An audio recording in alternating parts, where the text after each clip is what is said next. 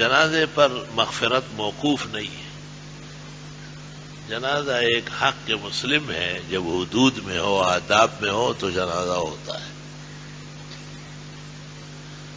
فقہا کہتے ہیں لا تصح الصلاۃ علی غائب، اگر میت موجود نہیں ہے تو جنازہ نہیں ہے.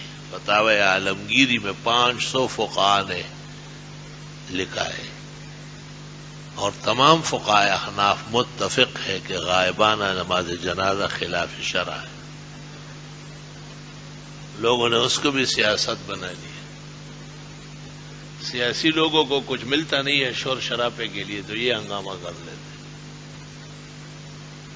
طالب علم شہید ہوئے تھے ناگفتبی احوال میں، تو ایک سیاسی جماعت کا متلڈر یہاں آیا، مجھے کہتا ہے کہ ورثاء کے حوالے نہ کریں، اس کا جلوس نکالیں گے. میں نے کہا آرام سے بیٹھو. تو مجھے عقل سکھانے والے آ گئے. جنازہ ان کا حق ہے، ان کے عزیز و اقارب ہے، وہ جہاں کہیں گے یہاں پڑھیں گے تو میں اور طلبہ حاضر، پورا محلہ.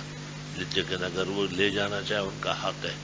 میں نے کہا تو لیڈر ہی کہیں اور جا کے کر. ہماری سیاست جو ہے وہ مذہب پر غالب آ رہی ہے.